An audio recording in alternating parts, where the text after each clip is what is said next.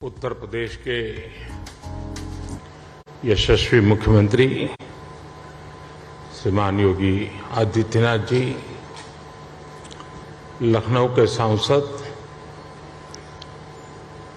और भारत सरकार के हमारे वरिष्ठ साथी श्रीमान राजनाथ सिंह जी, केंद्रीय मंत्रिमंडल के मेरे अन्य सहयोगीगण, यूपी के उप मुख्यमंत्री, राज्य सरकार के मंत्रीगण, विधानसभा और विधान परिषद के स्पीकर महोदय, यहां उपस्थित उद्योग जगत के सभी साथी, अन्य महानुभाव, देवी और सज्जनों, सबसे पहले तो मैं उत्तर प्रदेश के सांसद के नाते, काशी के सांसद के नाते निवेशकों का स्वागत करता हूं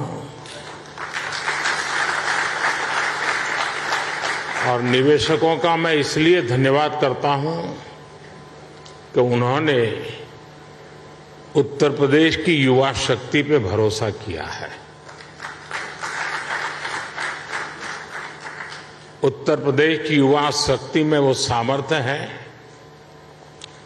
कि आपके सपनों और संकल्पों को नई उड़ान, नई ऊंचाई देने का सामर्थ्य उत्तर प्रदेश के नौजवानों में है। और आप जिस संकल्प को लेकर के आए हैं, उत्तर प्रदेश के नौजवानों का परिश्रम, उनका पुरुषार्थ, उनका सामर्थ्य, उनकी समझ, उनका समर्पण आपके सभी सपने, संकल्पों को सिद्ध करके रहेगा, ये मैं आपको विश्वास दिलाता हूं। काशी का सांसद हूं, तो एक सांसद के नाते मैं ये लोभ छोड़ नहीं सकता हूं, मोह छोड़ नहीं सकता हूं। तो मैं इतना तो चाहूंगा कि आप लोग बहुत व्यस्त होते हैं, लेकिन कभी समय निकाल करके मेरी काशी देख के आइए। काशी बहुत बदली,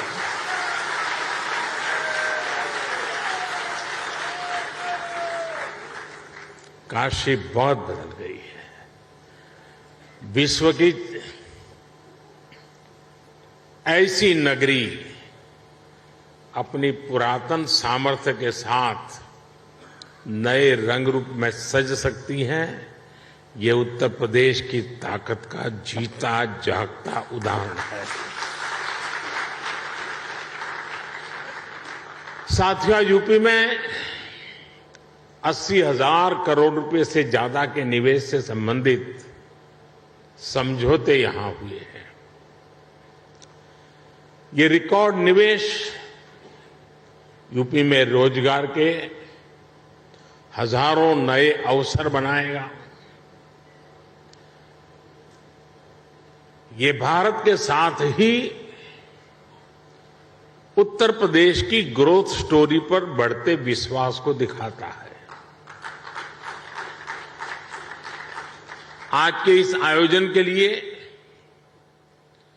मैं यूपी के नौजवानों को विशेष बधाई दूंगा, क्योंकि इसका सबसे बड़ा लाभ यूपी के युवकों को, युवतियों को, हमारे नई पीढ़ी को होने वाला है। साथियों, इस समय हम अपनी आजादी के 75वें वर्ष का पर्व मना रहे हैं। आजादी का अमृत महोत्सव मना रहे हैं। ये समय अगले 25 वर्षों के लिए अमृत काल, नए संकल्प का काल, नए लक्ष्यों का काल और नए लक्ष्यों को प्राप्त करने के लिए सबका प्रयास के मंत्र को लेकर के परिश्रम की पराकाष्ठा करने का अमृत काल है। आज दुनिया में जो वैश्विक परिस्थितियां बनी है, वो हमारे लिए बड़े अवसर भी लेकर आई है। दुनिया आज जिस भरोसेमंद साथी को तलाश रही है, दुनिया तलाश रही है, उस पर खरा उतरने का सामर्थ्य सिर्फ हमारे लोकतांत्रिक भारत के पास है। दुनिया आज भारत के पोटेंशियल को भी देख रही है और भारत के परफॉर्मेंस की भी सराहना कर रही है। कोरोना काल में भी भारत रुका नहीं, बल्कि अपने रिफॉर्म्स की गति को और बढ़ा दिया। इसका परिणाम आज हम सभी देख रहे हैं। हम G20 अर्थव्यवस्थाओं में सबसे तेजी से ग्रो कर रहे हैं। आज भारत ग्लोबल रिटेल इंडेक्स में दूसरे नंबर पर है। भारत दुनिया का तीसरा सबसे बड़ा एनर्जी कंज्यूमर देश है। बीते साल दुनिया के 100 से अधिक देशों से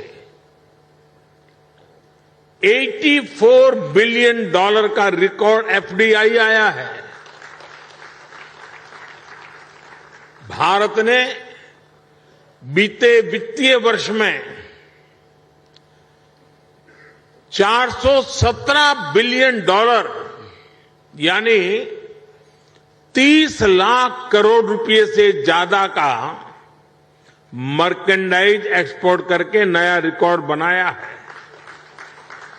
साथियों, एक राष्ट्र के रूप में अब ये समय अपने साझा प्रयासों को कई गुना अधिक बढ़ाने का है। एक ऐसा समय है जब हम अपने फैसलों को सिर्फ 1 साल या 5 साल को देखते हुए सीमित नहीं रख सकते।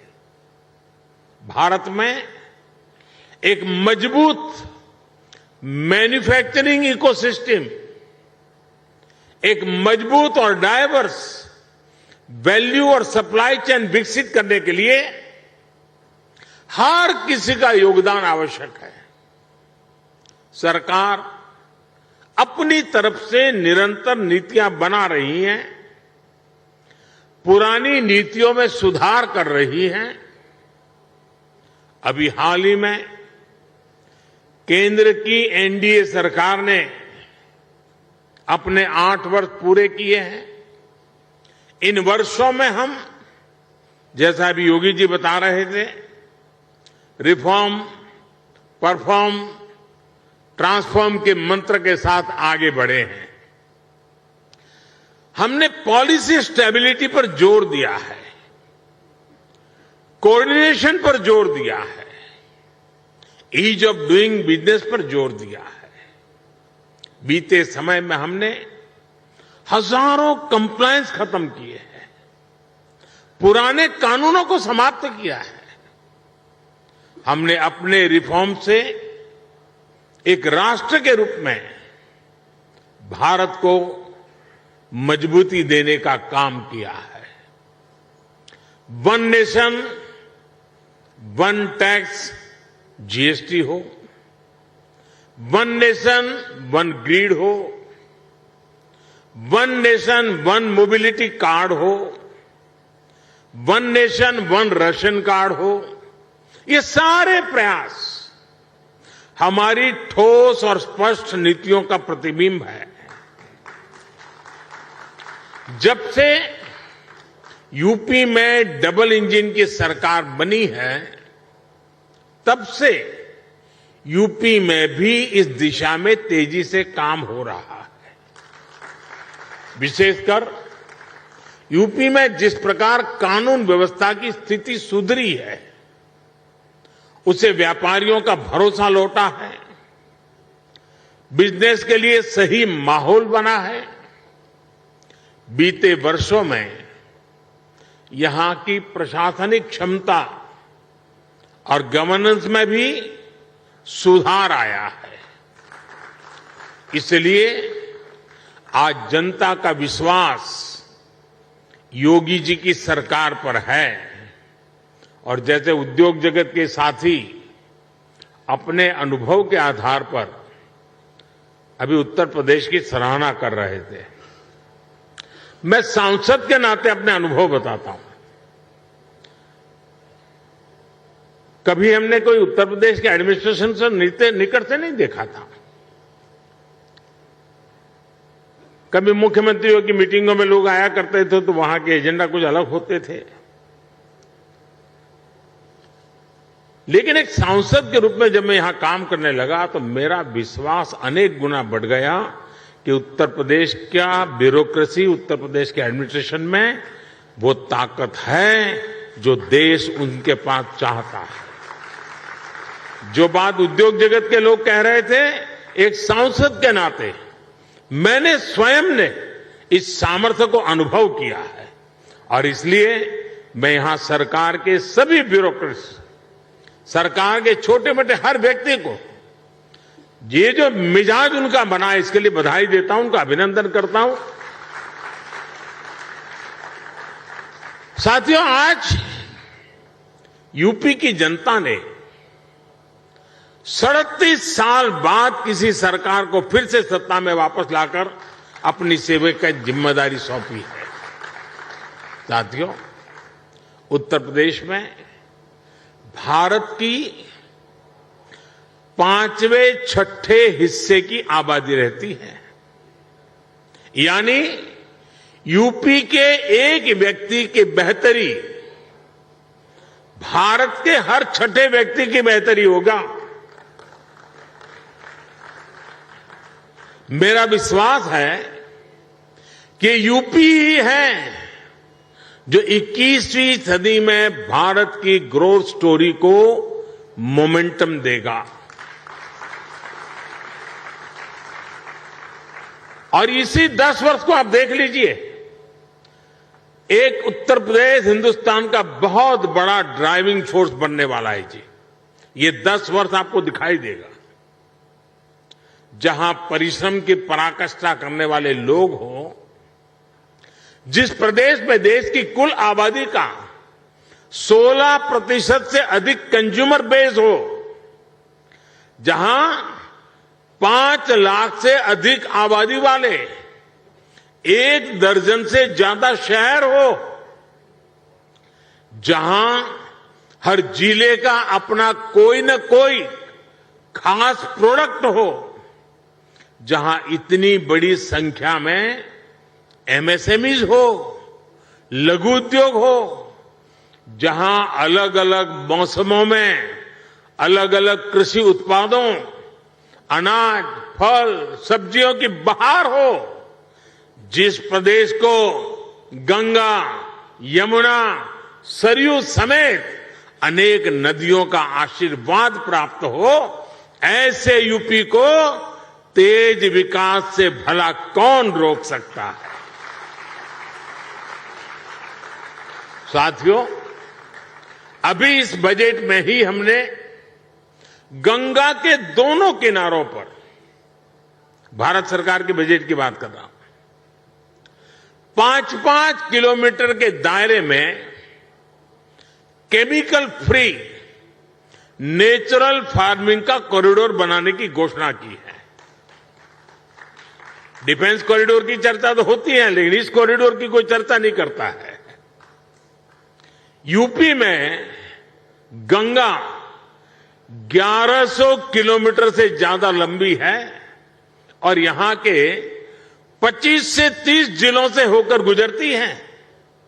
आप कल्पना कर सकते हैं कि नेचुरल फार्मिंग की कितनी बड़ी संभावना यूपी में बनने जा रही है।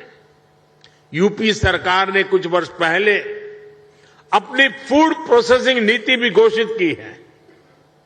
मैं समझता हूं कॉरपोरेट वर्ल्ड के लिए, और यहां जो उद्योग जगत के लोग हैं उनसे मैं आग्रहपूर्वक इस विषय पर कहना चाहता हूं। कॉरपोरेट वर्ल्ड के लिए इस समय एग्रीकल्चर में इन्वेस्टमेंट की एक गोल्डन अपॉर्चुनिटी है। साथियों, तेज विकास के लिए हमारी डबल इंजन की सरकार इंफ्रास्ट्रक्चर, इन्वेस्टमेंट और मैन्युफैक्चरिंग तीनों पर एक साथ काम कर रही है। इस साल के बजट में 7.5 लाख करोड़ रुपए के अभूतपूर्व कैपिटल एक्सपेंडिचर का एलोकेशन इसी दिशा में उठाया गया कदम है।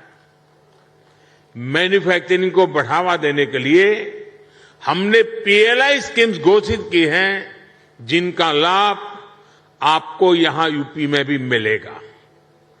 यूपी में बन रहा डिफेंस कॉरिडोर भी आपके लिए बेहतरीन संभावनाएं लेकर आ रहा है। भारत में आज डिफेंस मैन्युफैक्चरिंग पर जितना जोर दिया जा रहा है उतना पहले कभी नहीं दिया गया। आत्मनिर्भर भारत अभियान के तहत हमने बड़ी हिम्मत के साथ फैसला किया है। हमने 300 चीजें ऐसी आइडेंटिफाई की हैं और हमने निर्णय किया है कि ये 300 चीजें अब विदेश से नहीं आएगी। यानी मिलिट्री इक्विपमेंट से जुड़ी हुई ये 300 चीजें हैं। मतलब डिफेंस के क्षेत्र में जो मैन्युफैक्चरिंग में आना चाहते हैं उनके लिए इन 300 प्रोडक्ट के लिए तो मार्केट, एश्योर्ड मार्केट अवेलेबल है। इसका भी आपको बहुत ज्यादा लाभ मिलेगा। साथियों, हम मैन्युफैक्चरिंग और ट्रांसपोर्ट जैसे पारंपरिक बिजनेस की डिमांड को पूरा करने के लिए फिजिकल इंफ्रास्ट्रक्चर को आधुनिक बना रहे हैं। यहां यूपी में भी आधुनिक पावर ग्रिड हो, गैस पाइपलाइन का नेटवर्क हो या फिर मल्टी मॉडल कनेक्टिविटी, सभी पर 21वीं सदी की आवश्यकताओं के अनुसार काम हो रहा है। आज यूपी में जितने किलोमीटर एक्सप्रेसवे पर काम हो रहा है वो अपने आप में एक रिकॉर्ड है। आधुनिक एक्सप्रेसवे का सशक्त नेटवर्क उत्तर प्रदेश के सभी इकोनॉमिक जोन्स को आपस में कनेक्ट करने वाला है। जल्द ही यूपी की पहचान आधुनिक रेलवे इंफ्रास्ट्रक्चर के संगम के रूप में भी होने वाली है। ईस्टर्न और वेस्टर्न डेडिकेटेड फ्रेट कॉरिडोर यही यूपी में आपस में एक दूसरे से जुड़ने वाले हैं। जेवर समेत यूपी के 5 इंटरनेशनल एयरपोर्ट यहां की इंटरनेशनल कनेक्टिविटी को और मजबूत करने वाले हैं। ग्रेटर नोएडा का क्षेत्र हो या फिर वाराणसी, यहां 2 multi modal logistic transport hub का निर्माण भी हो रहा है। इंडस्ट्रियल स्ट्रेटेजी के हिसाब से, लॉजिस्टिक के हिसाब से यूपी देश के सबसे आधुनिक इंफ्रास्ट्रक्चर वाले राज्यों में शामिल हो रहा है।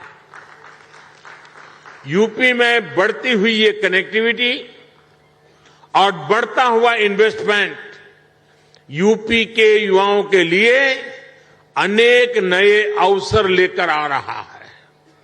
साथियों, आधुनिक इंफ्रास्ट्रक्चर के निर्माण में गति आए, इसके लिए हमारी सरकार ने पीएम गति शक्ति नेशनल मास्टर प्लान बनाया है। ये केंद्र सरकार, राज्य सरकार, अलग अलग विभाग, अलग अलग एजेंसियां, इतना ही नहीं, स्थानीय स्वराज की संस्थाओं तक को, सभी को एक साथ जोड़ना, उसी प्रकार से प्राइवेट सेक्टर, बिजनेस से जुड़े संस्थानों को एक प्लेटफॉर्म पर लाने का काम ये पीएम गति शक्ति योजना के द्वारा हो रहा है।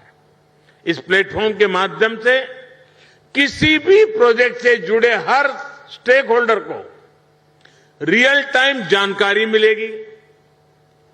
अपने अपने हिस्से का काम उसे कब तक पूरा करना है, उसकी प्लानिंग वो समय पर कर पाएगा। बीते 8 साल में प्रोजेक्ट्स को समय पर पूरा करने का जो नया कल्चर देश में विकसित हुआ है, उनको ये नए आयाम देगा। साथियों, बीते वर्षों में भारत ने जिस तेजी से काम किया है, उसका एक उदाहरण हमारी डिजिटल क्रांति है। 2014 में हमारे देश में सिर्फ 6.5 करोड़ ब्रॉडबैंड सब्सक्राइबर थे। आज इनकी संख्या 78 करोड़ से ज्यादा हो चुकी है। 2014 में 1 GB डेटा करीब करीब 200 रुपये का पड़ता था। आज इसकी कीमत घटकर 11-12 रुपये हो गई है। भारत दुनिया के उन देशों में है जहां इतना सस्ता डेटा है। 2014 में देश में 11 लाख किलोमीटर का ऑप्टिकल फाइबर था। अब देश में बिछाए गए ऑप्टिकल फाइबर की लंबाई 28 लाख किलोमीटर के पार कर चुकी है। 2014 में देश में 100 से भी कम, यानी 100 भी नहीं, 100 से भी कम ग्राम पंचायतों में ऑप्टिकल फाइबर पहुंचा था। आज ऑप्टिकल फाइबर से जुड़ी ग्राम पंचायतों की संख्या भी 1.25 लाख को पार कर गई है। 2014 में देश में 90,000 के आसपास ही कॉमन सर्विस सेंटर्स थे। आज देश में कॉमन सर्विस सेंटर्स की संख्या भी 4 लाख से ज्यादा हो गई है। आज दुनिया के डिजिटल ट्रांजैक्शन का करीब करीब 40% भारत में हो रहा है। दुनिया का 40%। किसी भी हिंदुस्तानी को गर्व होगा। जिस भारत को लोग अनपढ़ बताते हैं, वो भारत ये कमाल कर रहा है। हमने बीते 8 वर्षों में डिजिटल क्रांति के लिए जिस फाउंडेशन को मजबूत किया, उसी का नतीजा है कि आज अलग अलग सेक्टर्स के लिए इतनी संभावनाएं बन रही है। इसका बहुत बड़ा लाभ हमारे युवाओं को मिला है।